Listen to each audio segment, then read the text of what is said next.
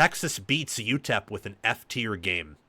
This was one of the worst offensive performances relative to preseason expectations that I can remember. Arch Manning, I don't know how to tell you. I don't know what to tell you. But I didn't exactly buy into the idea that he'd be the best quarterback preseason, but I did have him top 10. I do not know what to think. I have no words to explain this.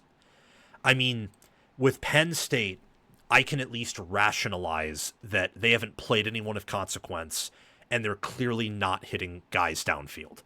And when they do, they usually hit them at like a half rate, which is pretty good.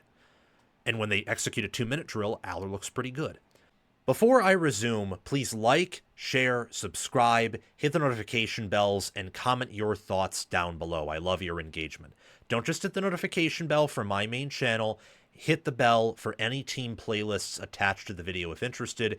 If your team is not there or you're not interested, please navigate to my home channel page. Check out the playlists tab. Your team will be there if it's a Power 4 team. And hit the notification bell so that you can get notified when I cover that specific team. If you want additional content, bonus content, sign up as a paid member of the channel with the appropriate tier.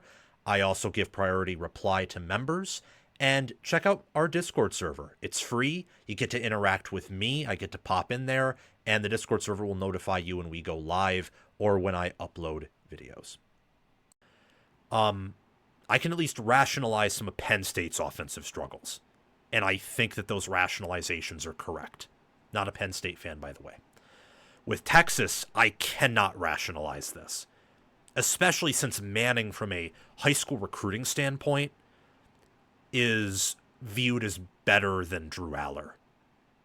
Especially when Texas recruits at a better level than Penn State and preseason had better odds to win it all. I don't know what to say. What is there to say? Arch Manning had, at one point, I think 9 or 10 straight incompletions. Texas, you know what Texas, we have talked about in this show, expected points added per play. Every single, or most segments. You know what Texas averaged? Negative 0.12 expected points added per play. They were in the lowest quantile, or technically second lowest, but very, very close to being in the lowest quantile. So the lowest 25% of expected points added per play in terms of, groupings. With the talent they have, that's disgusting. And it's against I bet you someone scored more on UTEP than Texas did. And Malachi Nelson, overrated 5-star, had a better game than Manning with far inferior talent. Yeah, Utah State scored more on UTEP than Texas did. UT Martin only scored 10 fewer. And again, I don't think Texas is hiding their playbook. They have no incentive to. They've played Ohio State. They showed things in that Ohio State game and showed things against San Jose State, I think, to get Manning comfortable that are their offense. I don't think they're hiding anything for Georgia. Maybe they are for Oklahoma. They could be hiding some things, but when you're 11 of 25 for 114 yards, a touchdown, a pick, that's worse than any game Drew Aller has had this entire year, and Aller has looked very off, and they're hiding the playbook. And they have more transfer wide receivers, so more chemistry to make up for. It's just... my face describes it. It's a bad effort. It's horrible. I'm shell-shocked. I don't really have many words to describe my reactions to this. I don't understand how Manning is that bad. I mean, this is so toxic. Every time he plays, every pass he makes it actually look like he played all right against Ohio State.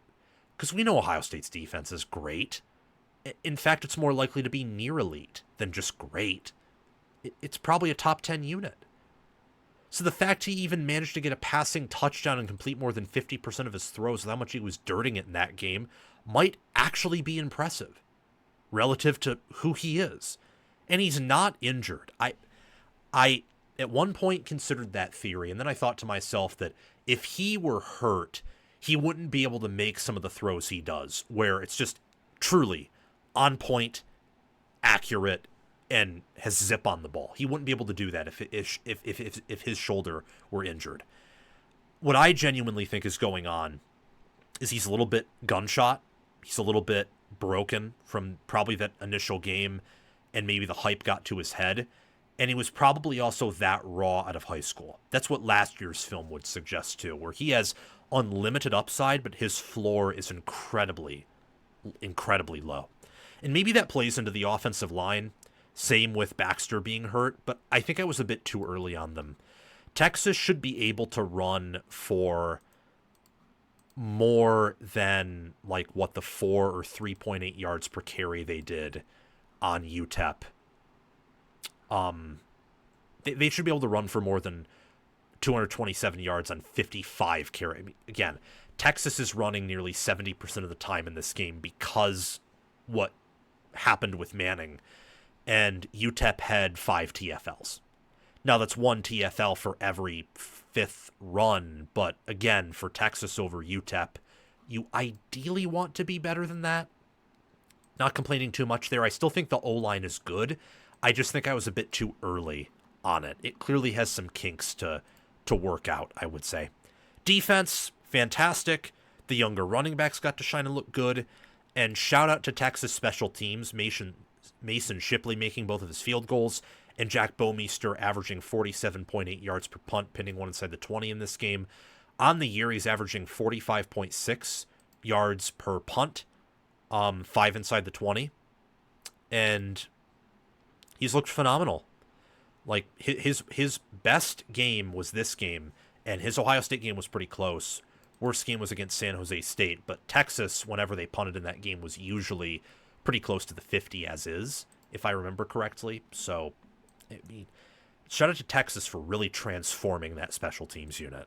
That was a good move by Sark and by special teams coordinator Jeff Banks. Pete Kwiatkowski and Johnny Nansen are doing a perfect job on defense. Defense and special teams are wonderful. But I gotta be honest here, Texas, through these 3 games, looks kind of like a better version of Iowa. If you really want to be honest about it. That's kind of... They look like Iowa if you scaled for talent. Like looking at these numbers, and I'll bring them up as the final part of this segment here. Texas is carried right now by special teams and defense and efficiency. I mean, they fell 4 spots after that UTEP game in FPI. Penn State didn't fall, despite having also I'd say lackluster performance where they weren't sharing much of the playbook. I don't think Indiana is sharing a ton of their playbook, and they're rising pretty quickly in FPI. Michigan showed the playbook, and according to efficiency metrics, they're more effective than Texas, which, after what Texas did to Michigan last year, is possibly damning, but I still think Texas is better than Michigan for now. Texas has the 15th best special teams unit in efficiency, 2nd best defense. They have the 83rd best offense, adjusted for opponents. So even factoring in Ohio State's defense, this is an offense that right now is just dreadful. I think this is Sarkisian's worst offense since either 2021 or 2022. And if this continues, it will certainly be his worst since 2021, and it could even be worse than that. This is a really, really bad effort, and it might be time to consider giving up the play calling or looking at some other options if this continues.